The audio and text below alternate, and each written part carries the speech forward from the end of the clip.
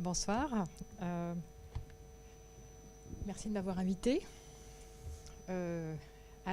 Transparence et Parcoursup, c'est deux mots qu'on a beaucoup mis ensemble, rapprochés, opposés ces mois derniers. Je vais vous parler de ça comme un exemple de transparence, disons. Donc, en fait, la plupart de mon exposé, c'est sur Parcoursup, et puis les 4 derniers transparents, c'est sur la transparence. Donc, si je suis coupée... Alors, Parcoursup, c'est une plateforme qui met en contact des universités et des candidats. Vous avez des formations de l'enseignement supérieur, 13 000, qui ont besoin d'étudiants. Vous avez des étudiants en France qui terminent le lycée ou qui sont en première année d'université et qui cherchent à se réorienter. Donc, il y en a 810 000 qui cherchent une formation. Et il faut les mettre en contact. Donc, c'est des nombres trop élevés pour faire ça à la main, à l'ancienne. Il nous faut un traitement automatisé. Et la plateforme pour ça, c'était APB jusqu'en 2017, c'est Parcoursup cette année. Ah oui, j'étais chargée de mission aussi, il faut que je le dise peut-être, au ministère. Voici une méthode inefficace pour faire ça. Donc vous avez ici 3 candidats, Alice, Béa et Catherine. Vous avez 4 formations qui ont chacune capacité 1. Et puis, disons que tout le monde candidate partout. Imaginez que les écoles S1 et S2 font des offres à leurs candidats préférés, c'est-à-dire BA. S3, S4 font des offres à leurs candidates préférées, c'est-à-dire Alice. Ensuite, BA entre S1 et S2 choisit S1. Alice entre S3 et S4 choisit S3. Et voilà, BA et Alice sont casés. S1 et S3 ont fini. Et après, les écoles qui restent sans rien, à savoir S2 et S4, font toutes les deux une proposition à Catherine qui choisit celle qu'elle préfère. Ben ça, c'est pas bon comme méthode. C'est pas bon parce que BA peut très bien se dire, si j'avais su, j'aurais dit non à S1 et à S2 et j'aurais attendu et après j'aurais eu une offre de S4. Et S4 se dit, si j'avais su ce qui allait se passer, j'aurais sauté Alice, puisque de toute façon elle allait me dire non, et j'aurais demandé directement BA pendant qu'elle était encore libre. Autrement dit, S4 préfère BA à Catherine et BA préfère S4 à S1. Donc il y a un regret mutuel. Donc c'est pas stable. Alors comment faire pour arriver à gérer ce problème? L'idée centrale de l'algorithme de Gale et Shapley, c'est d'autoriser les étudiants à changer d'avis. Et donc, l'algorithme de Gale-Shapley des mariages stables peut se présenter de la façon suivante. En entrée, chaque formation a classé les candidats. Chaque candidat a classé les formations auxquelles il candidate. Chaque école, chaque formation a une certaine capacité. Tous les matins, les formations envoient des offres, des propositions à tous les candidats sur sa liste jusqu'à capacité. Tous les midis, les candidats regardent les offres reçues, les rejettent toutes sauf une, enfin les offres reçues plus l'offre reçue précédemment, éventuellement, et choisit sa préférée, l'accepte et rejette toutes les autres. L'accepte sous condition. L'accepte sauf si, sachant qu'il se réserve le droit, il ou elle se réserve le droit de changer d'avis plus tard. Et puis, on itère. Le lendemain, les formations qui ont de la place refont des offres, etc., etc. Donc ça, c'est le principe de l'algorithme de Gale-Shapley. Et quand est-ce que ça se termine? Ça se termine quand il y a une itération, il ne se passe plus rien. Et donc là, voilà, toutes les acceptations sous réserve que j'aurai pas mieux plus tard deviennent les acceptations finales. Et on a fini l'affectation des étudiants à l'université. Donc c'est ça qui est à la base, qui était à la base d'APB, et c'est ça qui est à la base de Parcoursup. Les propriétés de cet algorithme, c'est que d'une part, il termine en temps polynomial, et d'autre part, il est stable, il n'y a pas de paire bloquante. Autrement dit, il n'y a pas un étudiant qui est dans une école et qui se dit « Ah, si j'avais su, j'aurais mieux aimé cette école-là », et une école qui a recruté un étudiant et qui se dit « Ah, si j'avais su, j'aurais recruté cet étudiant-là ». Vous voyez pourquoi on appelle ça le problème des mariages stables. Alors, quand on essaie de faire ça en pratique, il y a plein de problèmes. Parce qu'en fait, les capacités des formations sont incertaines. Moi, je croyais qu'on savait combien il y avait de places dans les écoles. En fait, non, pas du tout. On ne sait pas parce que j'ai pas le temps d'expliquer. Les offres sont... Il y a des interstitides. Quelquefois, on peut avoir une offre qui s'appelle « oui, si ». Je vous accepte à condition que vous fassiez votre licence en 4 ans au lieu de 3. Les étudiants, quand ils font leur classement, quelquefois, il y a des incertitudes. Ils disent, pour APB, ils faisaient un classement de 1 à 10, puis après, ils revenaient en disant « Ah non, j'ai eu mon offre pour mon truc numéro 7. En fait, je préférais celui que j'avais mis en numéro 8. » Et l'ensemble d'étudiants eux-mêmes, l'ensemble des candidats est incertain. Il y a des candidats qui, au bout de 2 mois, disent « Bon, bah, finalement, je ne veux pas faire ça, je vais aller passer une année à l'étranger, je vais faire le tour du monde, je vais faire de la voile, je vais aller travailler chez le boucher du coin. » Voilà. Donc, tout ça, c'est incertain.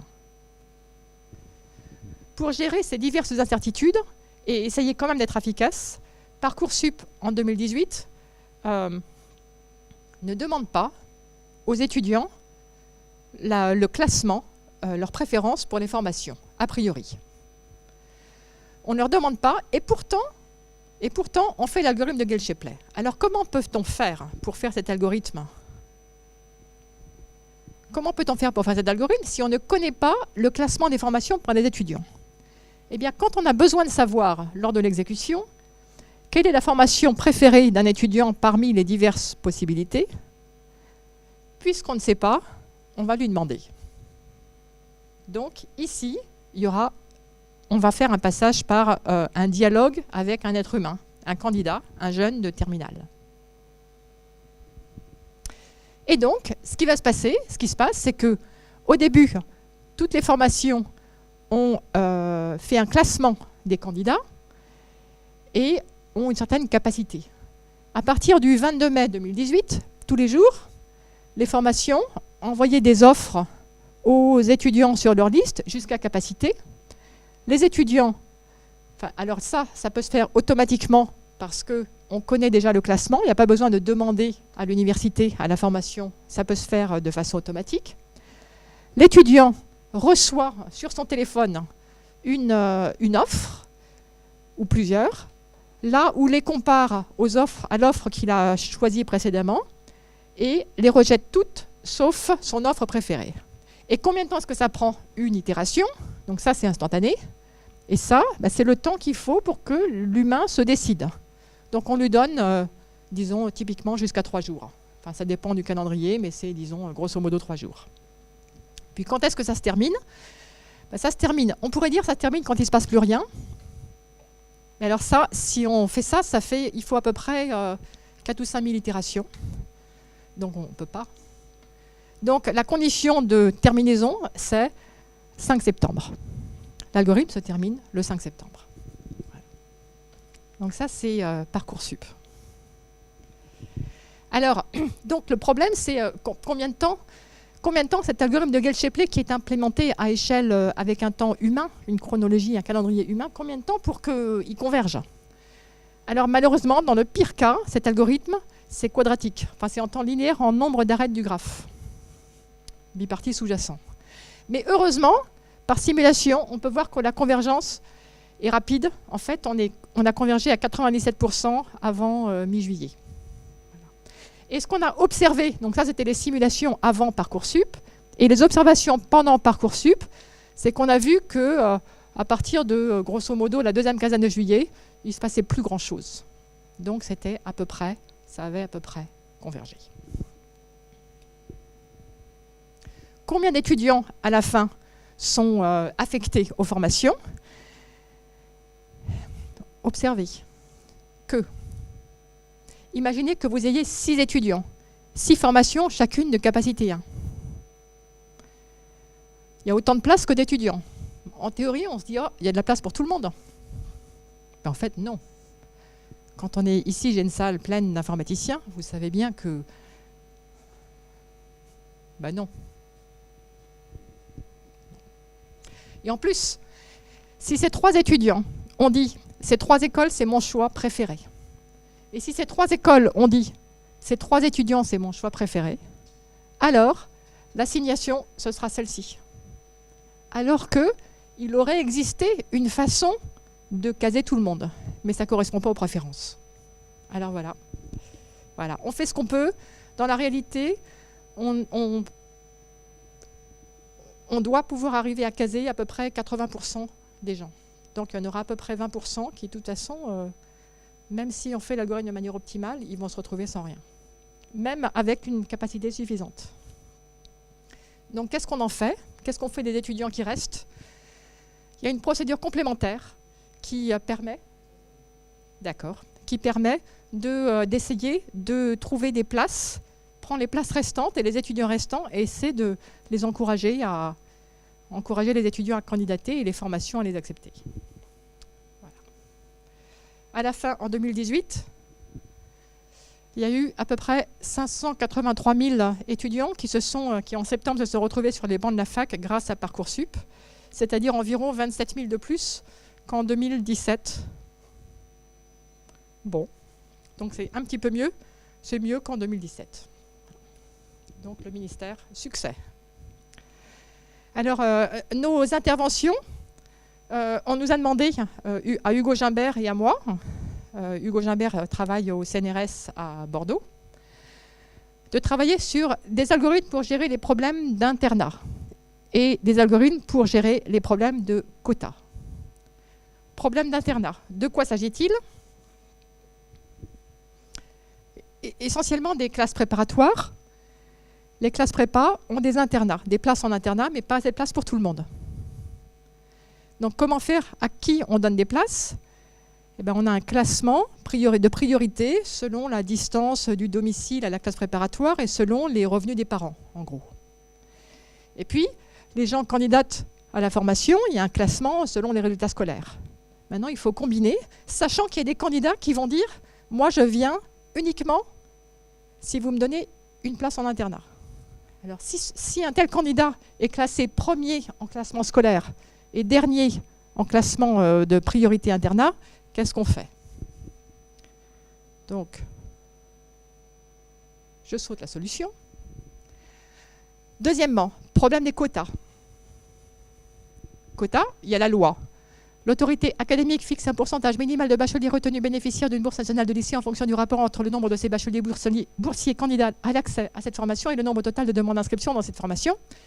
Qu'est-ce que ça veut dire? C'était la première question qu'on s'est posée. Il y a un recteur d'académie qui dit « Pour cette formation, il me faut au moins 25% de boursiers. » Et après, à nous de décider quoi faire de ça. Ça veut dire, si cette formation fait cas proposition à des étudiants lors de l'exécution de l'algorithme, il faut qu'il y en ait au moins 25% de cas qui soient faits à des boursiers, ou alors que tous les boursiers candidats aient reçu des propositions. Donc c'est donc une garantie sur l'opportunité, pas sur le résultat en septembre, parce que si tous les boursiers répondent non, on ne peut rien garantir. Voilà. Une fois qu'on a traduit cette loi en spécification, il y a un algorithme très simple, Glouton, qui prend le classement fourni par la formation et qui le modifie de façon à respecter la spécification. Donc cet algorithme s'insère après que les formations aient fait leur classement et avant qu'on commence l'algorithme de Gale-Shapley. Donc le 15 mai, les formations envoient au ministère leur classement. Le 16 mai, le 16 mai, on vérifie que c'est correct. Le 17 mai, on corrige les erreurs. Le 18 mai, on applique ça et on obtient le classement qui sera utilisé pour exécuter l'algorithme de Gale-Shapley. Voilà, je saute le reste des quotas. La transparence. Il me reste 2 minutes. Transparence, qu'est-ce que ça veut dire? On peut dire les mots qui vont avec transparence, ouverture, confiance, équité, explicabilité, auditabilité, sincérité, contrôle, puis il y en a encore d'autres. On peut dire aussi surveillance, délation, pression sociale. La transparence n'est pas une valeur éthique en elle-même. C'est un outil pour acquérir et préserver la confiance et l'équité. Alors, il y a les lois qui ont été citées tout à l'heure. S'il y a quelque chose, une décision publique qui est prise fondée sur un traitement algorithmique, il faut pouvoir l'expliquer. L'expliquer, informer l'intéressé avec des règles qui sont communiquées par l'administration à l'intéressé. Il faut qu'il puisse connaître et contester la logique qui sous-tend le traitement automatisé. Il faut, ça c'est un amendement de loi grâce à Cédric Villani, il faut que le code source des traitements automatisés, l'algorithme de traitement, tout ça se soit publié. Alors voilà, le 21 mai, on a publié un document de présentation des algorithmes de Parcoursup, le voici, avec un bout de code, le voilà, des exemples. Alors, maintenant, ce que je pense de la transparence. Je pense qu'il y a 4 dimensions. En 1 minute. Transparence du contexte. Il faut savoir, l'algorithme, quel est son rôle, quels sont ses objectifs, quelles sont les conditions à satisfaire. Il faut avoir une transparence de la méthode. Il faut que le public puisse accéder soit à une description d'algorithme et du code, ou des données utilisées, le cas échéant, si c'est basé sur des données. Il faut que l'exécution soit transparente. Il faut que le déroulement lui-même de l'algorithme, le public puisse le comprendre. Comment les décisions de l'algorithme, comment on y arrive. Et il faut que la conformité de l'algorithme soit transparente. Il faut qu'on puisse rendre compte, dire qu'il faut que ça puisse être contrôlé. Alors, Parcoursup, le contexte est transparent. Ça sert à quoi? Affectation des étudiants aux formations d'enseignement supérieur. Transparence de la méthode, l'algorithme est publié. En plus, l'algorithme est simple, donc on peut le comprendre. Normalement, tout le monde. Disons, une bonne partie de la population. Transparence de l'exécution. Les candidats ont vu l'algorithme se dérouler jour après jour. Ils ont vu, quand ils étaient sur liste d'attente, ils ont vu leur rang. Transparence de la conformité, il existe un comité éthique qui, avant le 1er décembre, va rendre un rapport où il va dire si on a fait ce qu'il fallait. Alors, du coup, et voilà. Merci beaucoup, Claire. Donc, jouabilité, voilà, un terme pour la table ronde. Est-ce que quelqu'un a une question à poser à Claire? Un peu rapide, du coup, pour qu'on essaie de rattraper notre retard, ou en tout cas qu'on ne soit pas plus en retard. Voilà, merci beaucoup. Est-ce qu'on peut vraiment dire que Parcoursup est transparent dans le sens où on ne connaît pas les critères de sélection des établissements?